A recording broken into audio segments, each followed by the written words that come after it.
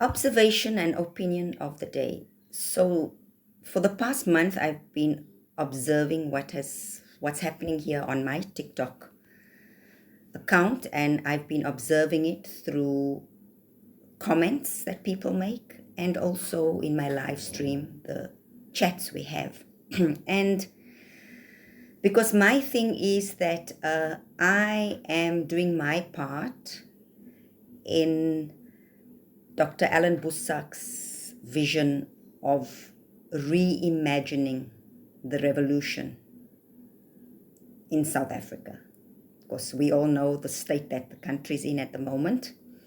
So, my part and my contribution to this campaign is to try to reach out to as many people online and to see how we can forge forward into making South Africa the country that my generation and the ones before, but especially Gen X, my generation, and the baby boomers, what we fought for. Okay, because what we fought for, this is not what it is. And I don't want to go into long ANC bashing, but all I want to say is that the ANC that we have now is not the one we fought for. So that's all I'm going to say about that, because there'll be no ANC bashing on here, because there's enough of that in everybody else's podcast and on other videos from other people. Okay? So the thing that I've noticed from the non-white people, so if you don't like that word, move along. Non-white just means any race in South Africa that is not white. It's just easier to say non-white than to name every race. The common theme that seems to be running in the non-white community is it's the inability to forgive the past injustices. And I can understand that, because it's not easy to forgive when those who have to be forgiven are not fully comprehending that the past injustices have to be redressed in order for the non-whites to move forward. So as a non-white, I can understand that. It's not that easy, because how can you forgive somebody when they don't even want to acknowledge that you have been hurt? Okay, that is just it's a human emotion. And of course there's all the, oh, but God forgives, on a spiritual level, but spirituality doesn't work for everybody. So that is the biggest thing, is that non-whites just cannot forgive. And of course, if we cannot forgive, we cannot heal, we cannot move forward. It's very difficult. So we have to try to see how we're going to get to that next step in the event that the past injustices will never be redressed. I know it sounds like it's impossible now, but there is going to come a point when we have to get over it.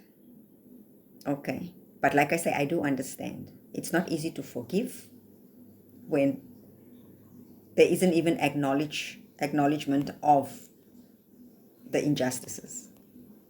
Okay, it's like trivialized or scoffed at or just ignored.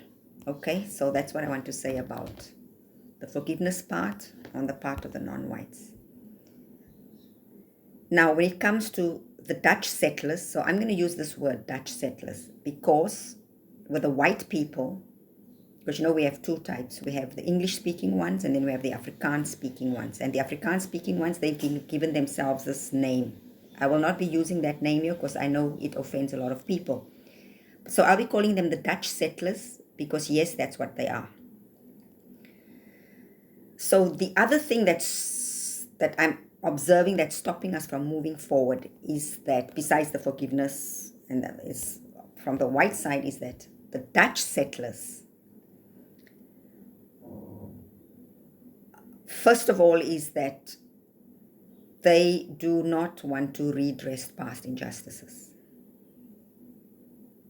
They, like I said, they trivialize it or totally ignore it, or they feel that they are being victimized by the laws that are in place to redress these injustices. So, of course,